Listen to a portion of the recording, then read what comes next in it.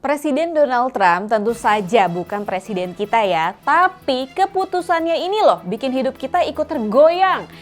Bukan goyang itu ya, beda guys. Ancaman tarif 60% untuk Cina yang Trump keluarkan nyamber nih kemana-mana kawan inilah, termasuk Indonesia.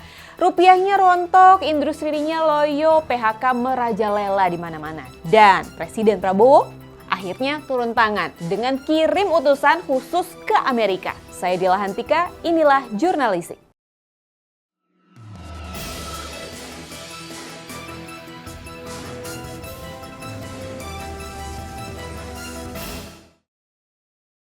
Begitu Trump mengancam soal tarif baru, pasar keuangan global ini langsung goncang. Kawan inilah kapalnya oleng, Kapten. Banyak investor kabur dari negara berkembang dan di Indonesia jadi salah satu negara yang kena imbasnya. Rupiah tembus 16.000 lebih per dolar, nyaris 17.000. Itu artinya bahan baku industri naik, harga impor meroket hingga produk lokal kalah saing.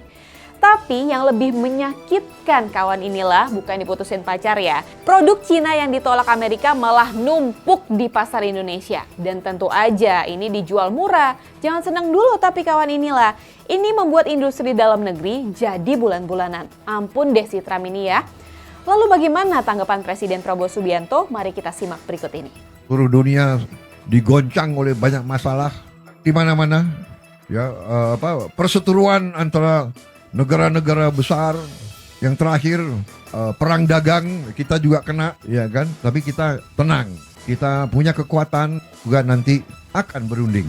Dan dalam beberapa bulan terakhir, puluhan ribu buruh kena PHK di sektor tekstil dan juga elektronik.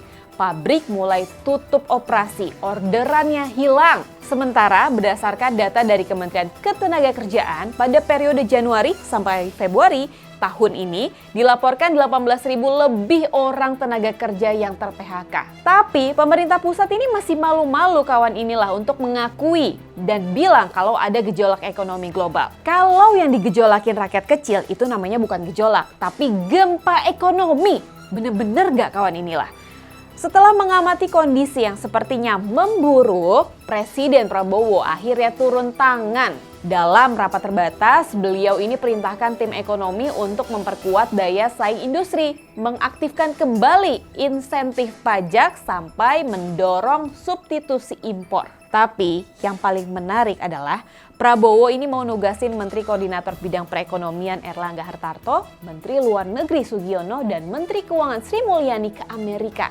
Untuk apa? Bukan jalan-jalan ya, kan lagi efisiensi. Untuk lakukan lobi-lobi langsung dengan pejabat dagang Amerika Serikat. Tujuannya yang gak lain untuk tawar-menawar posisi Indonesia. Agar gak terjerat imbas tarif dan membuka ruang perjanjian dagang yang lebih adil untuk Indonesia. Ya semoga ya, kita semua pokoknya berharap yang terbaik deh untuk negara ini. Tapi selagi pejabat kita siap-siap ke Amerika, rakyat di sini masih harus menghadapi harga sembako yang naik. Cicilan juga naik dan gaji ya segitu-gitu aja sih. Donald Trump juga mau jaga industrinya dengan memasang tembok tarif. Dan kita masih belajar ngebangun pondasi. Ketinggalan ya. Walaupun Presiden Prabowo sudah melangkah, tapi apa langkahnya cukup cepat untuk melindungi rakyat? Dan dalam perang dagang yang gak siap berperang akan jadi medan tempur itu sendiri. Terus mau sampai kapan Indonesia cuma jadi korban? Atau ini saatnya kita bikin aturan main sendiri? Saya sih udah kehabisan kata-kata ya. Kalau pendapat kawan inilah bagaimana? Tulis ya di kolom komentar. Dan jangan lupa untuk like, comment, share, dan subscribe channel YouTube inilah.com. Saya Dila Hantika, sampai jumpa di Jurnalistik selanjutnya. Wassalamualaikum warahmatullahi wabarakatuh.